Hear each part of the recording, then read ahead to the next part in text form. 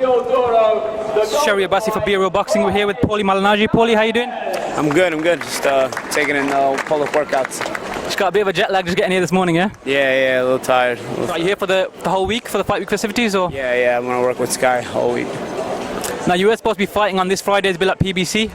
How is the injury healing up? I can see you're still a bit scarred there. Yeah, it's it'll take a little bit, but I'll be fine. I'll be back in the fall, and we'll see. Yeah, I was supposed to fight Friday, so I wasn't in the original plans to be here in London, but plans changed. Now, Paulie, you did have quite an opinionated view on the Mayweather-Pacquiao fight, on the build-up. The fight did go exactly as you were saying. It was pretty much a whitewash of Pacquiao. Is there any grounds for a rematch? We're seeing a lot of articles online. People are saying, oh, Pacquiao in slow motion, he won, and this, that, and the other. But to people who can see just straight up in the ring, Mayweather schooled him. And what's your opinion on all this talk of a rematch? It's just wishful thinking, really. The only guy that got schooled was Pacquiao. There was no, you can look at slow motion, fast motion, slow motion, no motion. I don't care. The fight wasn't close. Now, obviously, this weekend we've got an all-British clash for the IBF welterweight championship between Frankie Gavin and Kell Brook. What is your opinion on Frankie Gavin, and do you feel that Kell Brook will get the credit if he does beat him?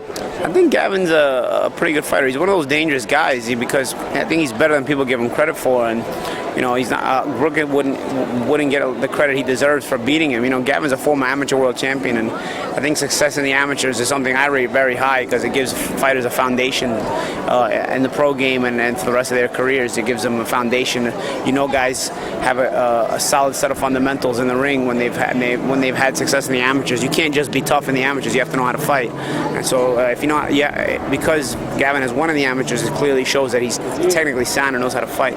Plus he's a southpaw and stuff. So I think he can be tricky in moments. So I'll be curious to see how Kell handles him because Kell's been a beast lately. So we'll see. It'll be I think Kell wins the fight, but I expect Gavin to have some couple moments himself. So it's interesting. I want to see how it plays out.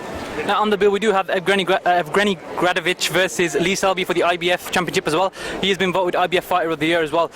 How do you see that fight going, and do you think Lee Selby has the tool to beat him? I think it's a good clash of styles. Selby's boxing versus Gradovich's pressure. I think the British boxing fans can appreciate that. Good clash of styles, good boxing, and of course Gradovich never puts on a bad fight. So I think it's a toss-up kind of fight. I think Selby's boxing can trouble Gradovich, but of course he's got to be careful not to let Gradovich wear him out. Now last week we did have Top Rank announce Timothy Bradley versus Jesse Vargas for the WBO welterweight championship, so that's been vacated by Mayweather clearly. What's your opinion on that fight, and do you think that it's fair that the next person in line after whoever wins that fight is Saddam Ali? Do you think that's a fair fight?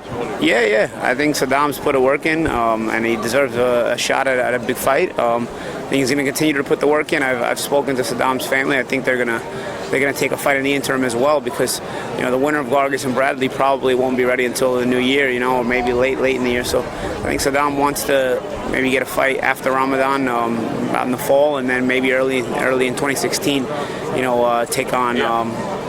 take on the winner of the Bradley and Vargas fight. And I think all those fights are dynamite fights. I think Bradley and Vargas will be a good fight, and I think Saddam versus either of those guys is a good fight too. So we'll see. I'm happy. I'm ecstatic for Saddam that he's getting a title shot. Will you be in Saddam's corner for that fight? If he wants me to, I'll be there, man. If he wants me to, I'll be there. I'm always in Saddam's corner. Even if I'm not in the corner, I'm always with him, supporting him. Now this Friday night we also have Amir Khan versus Christopher Algieri.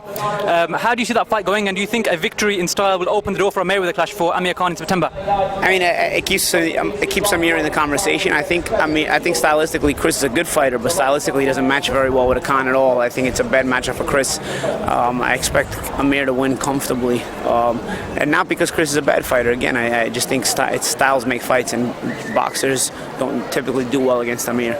So we'll see. It'll keep Amir in the conversation. Whether he gets the fight or not with Mayweather, we'll see. It's totally with Floyd, you never know. Thank you for your time, Paulie. We'll catch up with you during the rest of the week. Paulie the Magic Man Malignaggi, and you're watching Be Real Boxing.